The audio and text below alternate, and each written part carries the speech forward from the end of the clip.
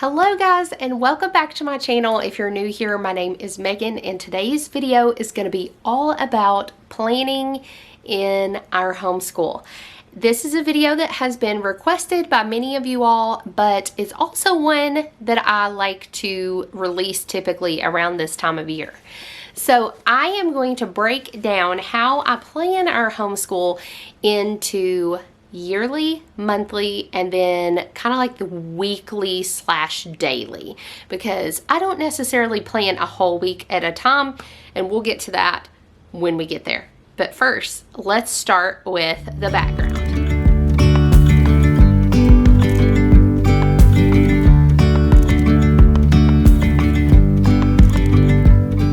I have found that our home thrives when I am intentional about planning for our homeschool. So really planning for anything, but especially for our homeschool. And so I'm going to explain everything here. So just as a little background, if you are new here, my name, as I said, is Megan, and this is our 10th year of homeschooling, and I have 6 children. So my oldest is in 8th grade, and then I have children all the way down to the age of 4.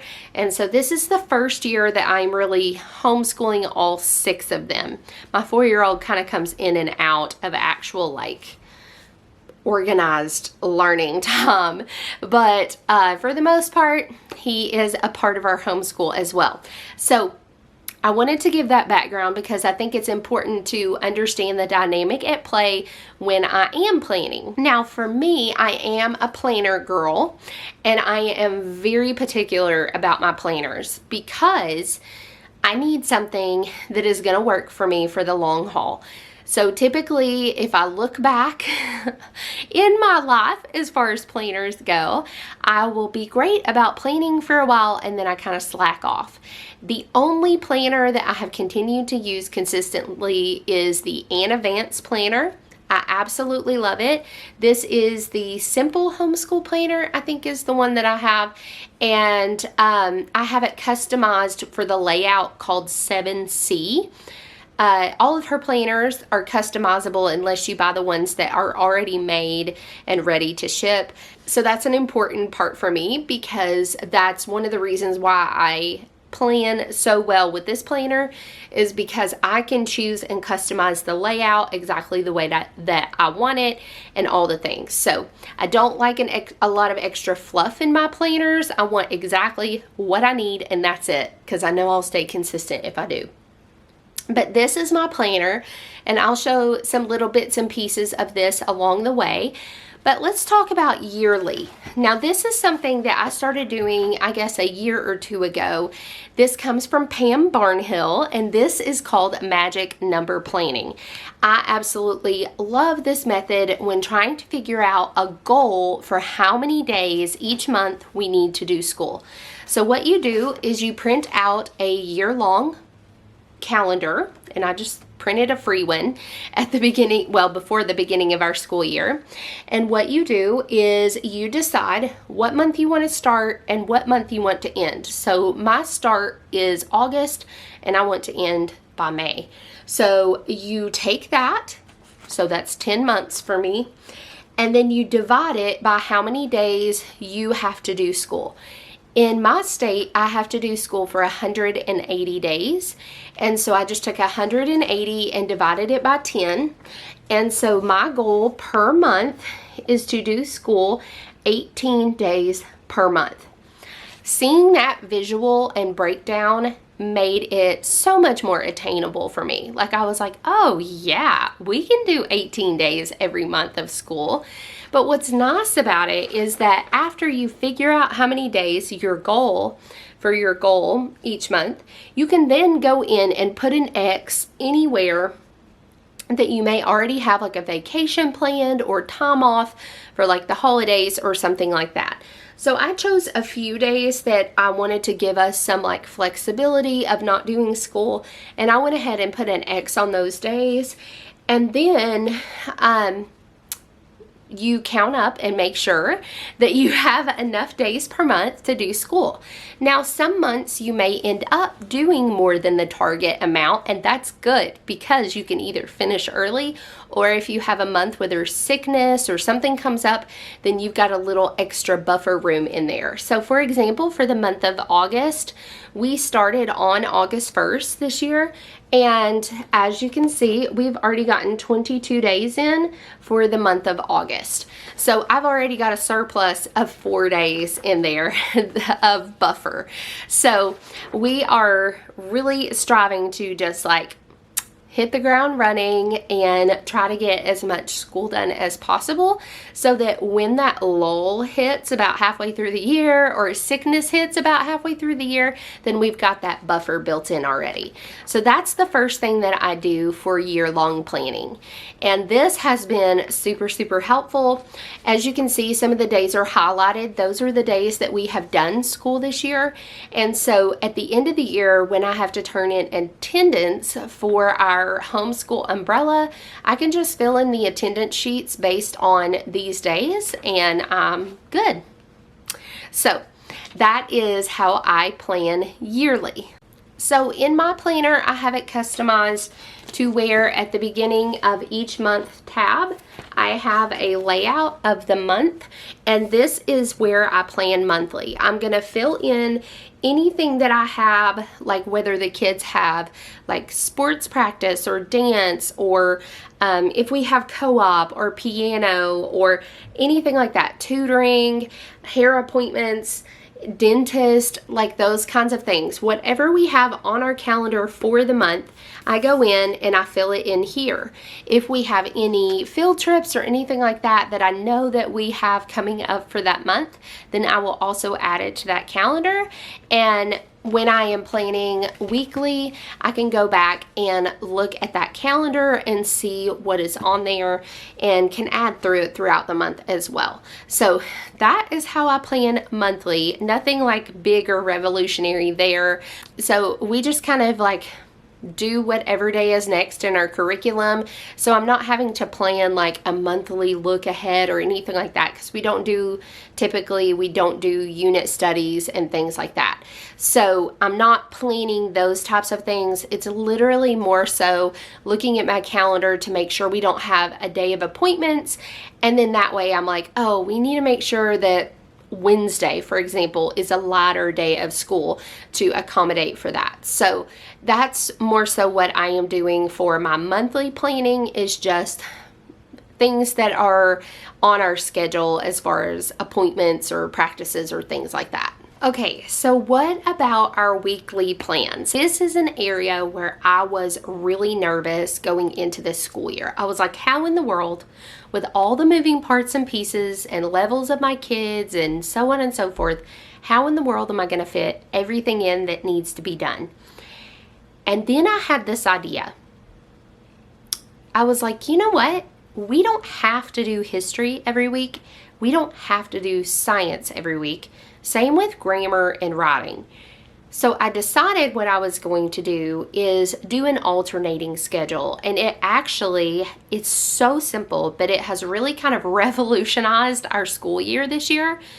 And I think we're going to keep it even after this year. It has worked so well for us. So our history and our science are more so our family subjects. Now, science at the beginning of the year was done, it was split, my older boys and then the rest of the kids. However, now we're doing it all together because my older boys are finished with their unit study that they started with. And so, as far as science and history, those are more family subjects. So what I decided to do is 1 week focus on science, and the next week focus on history. And so every day for a week we are doing science, every day the next week we are doing history. Of course, we're doing all their other independent subjects as well, but as far as those two subjects, that's how we're doing that. We're focusing in a week at a time.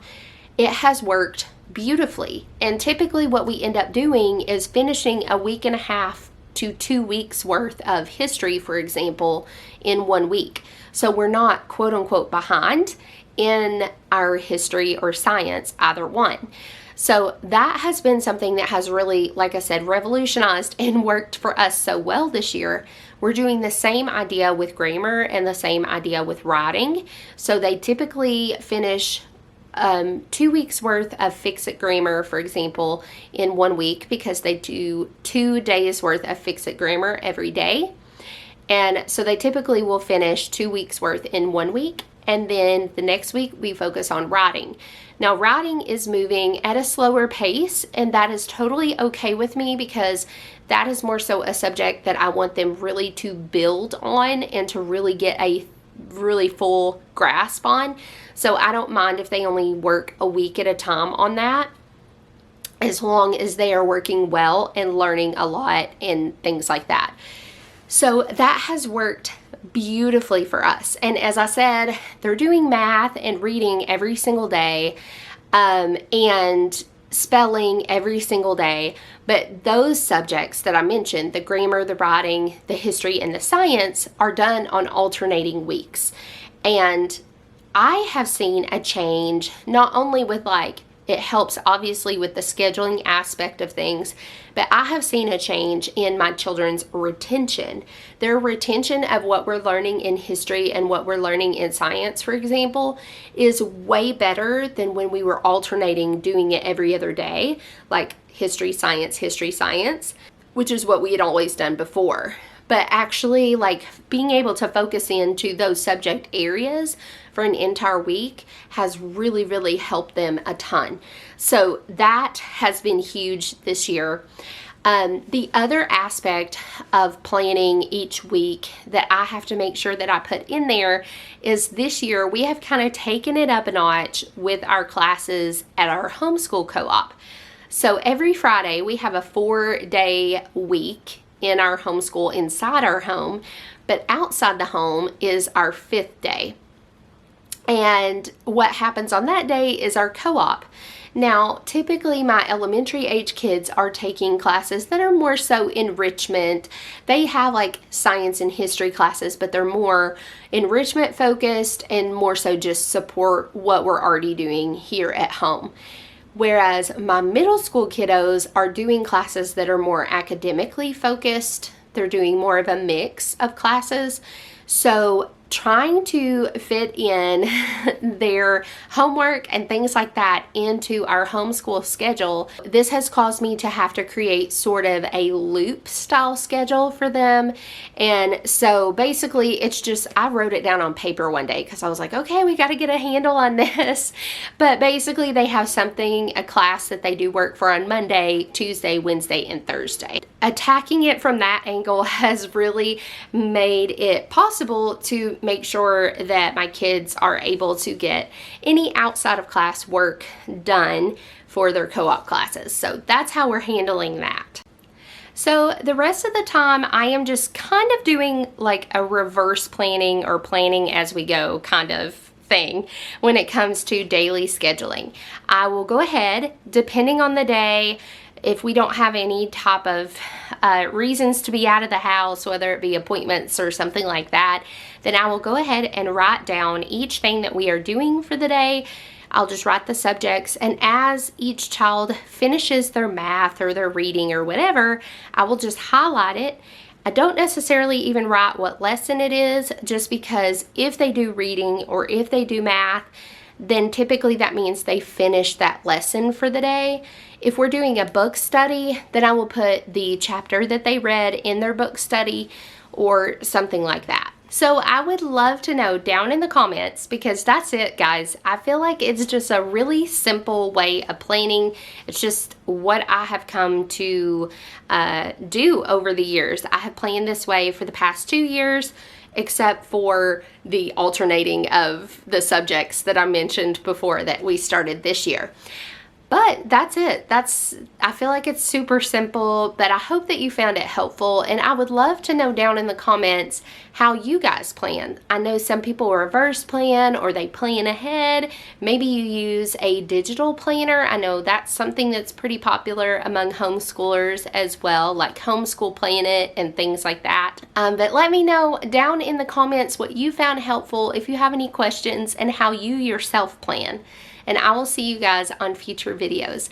Thanks so much, guys, and have a blessed day.